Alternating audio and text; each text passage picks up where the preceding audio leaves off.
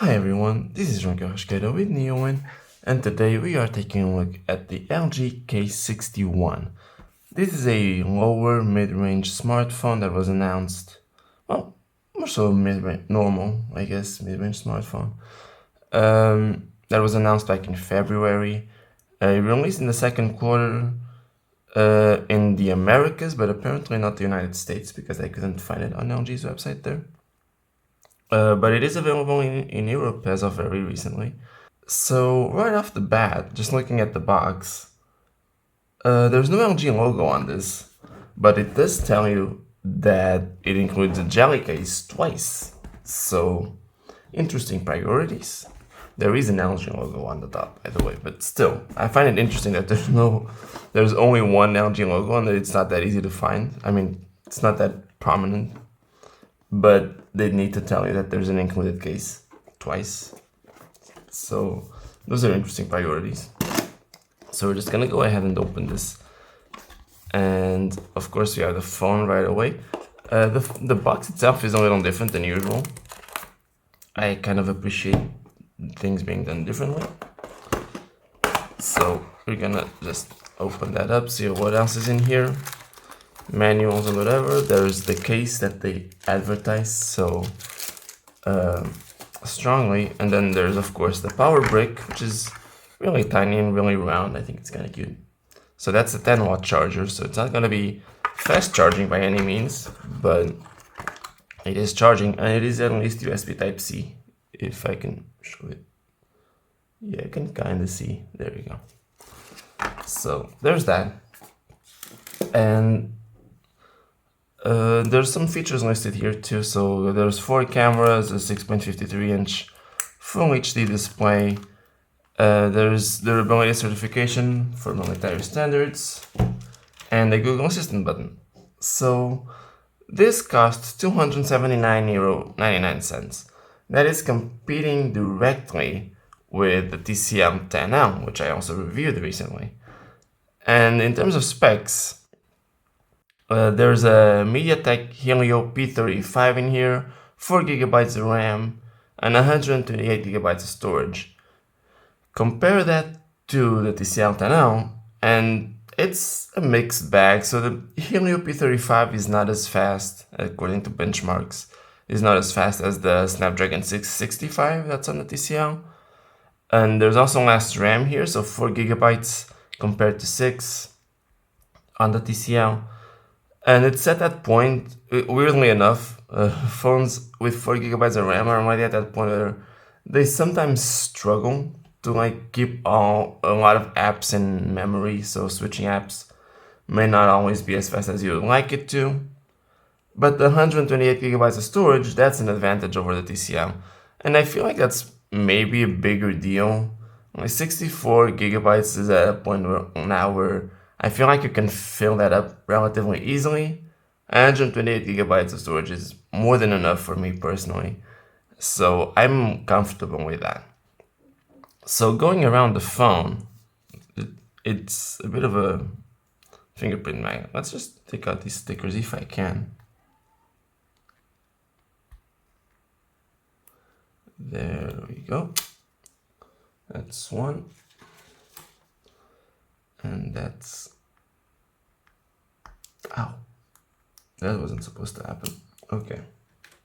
And that's 2. So the design here, I think, is one of LG's advantages over the TCL. I don't know why.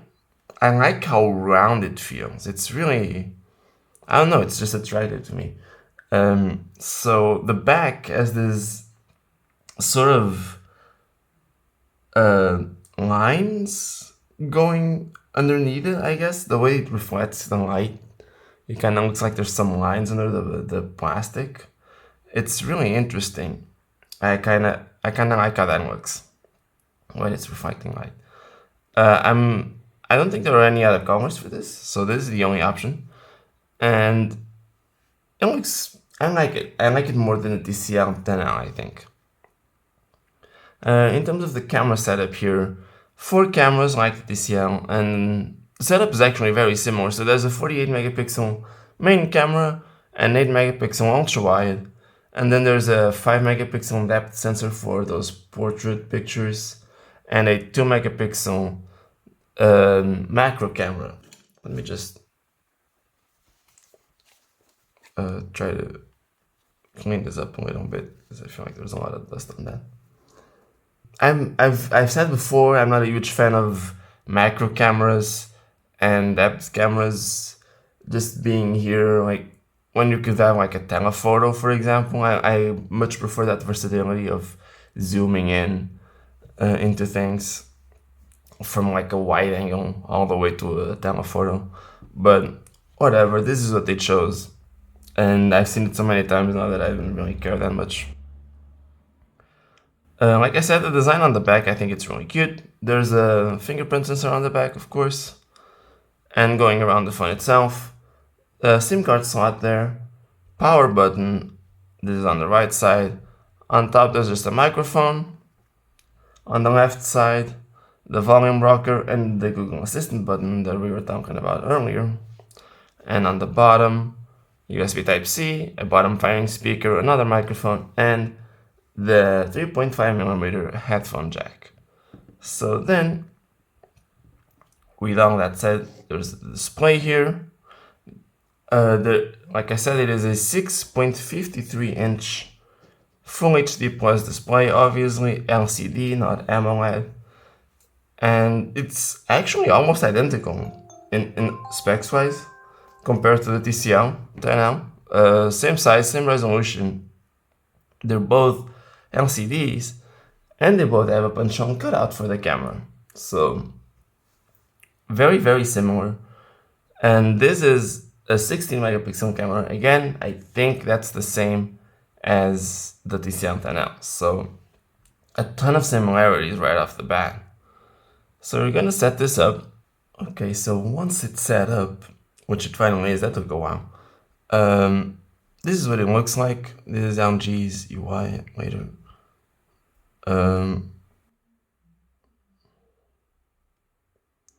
Some of these notifications don't go away apparently. And let's try to close that. So this is what LG's UI looks like. And it's my first experience with an LG phone actually, so I'm not familiar at all with the way this looks. Right off the bat, I can tell there's no swiping up, there's no drawer, so it seems like they're placing everything on the main screen, which I don't love. But I suppose there are worse things. And also, I don't know why I can't swipe away these notifications that I really don't care about. Can I do that? Okay. So the design language itself, I don't dislike it. There's these very minimalistic, like sort of wireframe looking icons. And I think this is running Android Pie, which is really unfortunate. Let me just confirm that. I believe this is Android Pie. So that's, considering the phone already launched in 2020, I find it a little weird that, yeah, it's Android 9, there you go. That they didn't ship this with Android 10. So that's a little unfortunate. But yeah, it's running Android Pie. There's the Google feed there. It seems like they're using more Google stuff here than some other manufacturers do. And the Google Assistant button does work. So there you go. I hope that's programmable. I don't know. There's so many. Okay, so it includes games. I don't really like that. There doesn't really seem to be anything to indicate that there's that you can configure that button, which is really unfortunate. And I don't see anything in the settings either. And just having an additional button just for Google Assistant for me doesn't feel very useful, because I could just press and hold here or say hey Google, and all those things should activate the Google Assistant. So I just don't feel the need for dedicated buttons unless they're programmable. I like having it set to like turn on the flashlight or something. I can't do that here apparently, so that's a shame. But yeah, I'm looking at the settings. Seems very minimalistic. I feel like there's usually more options here. I don't know, this feels like a very small list of things, but maybe I'm just imagining that. So yeah, the software looks fine. Some choices here that I don't love, but it's whatever. So you can adjust the brightness there. And I mean, that's really all I know about LG software. I don't know anything. Okay.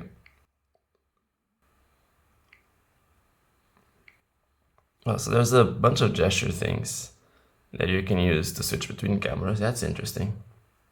I mean, it looks fine. The UI looks fine. The colors on the camera, I'm not, right off the bat, I'm not in love with them. But it's fine, I guess. So that's the camera app. There's a bunch of settings here, of course. Very different UI than what I've seen before. So yeah, there's also this LG Quick Memo app, which I assume is just like a notes app. Sure, whatever. Yeah, just create memos. I don't really see the need for all of this. I don't know if it, oh, at least it doesn't seem to include Google Keep Notes. So that's good, because that'll just be another duplicate app that I don't really need.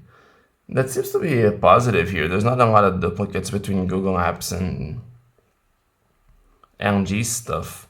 Though there is a music player here, and it's probably YouTube Music as well, yeah. But I'm fine with that. I guess it's just one. But yeah, in terms of software, I can't really say much because I'm not familiar with LG. I do really like the design here of the back, and in general, I'm kind of excited just to use it. I don't know, it looks, I think I like how it looks, even though the performance is probably not that great. And the display, despite being LCD, looks kind of nice. Maybe just a well-chosen wallpaper here.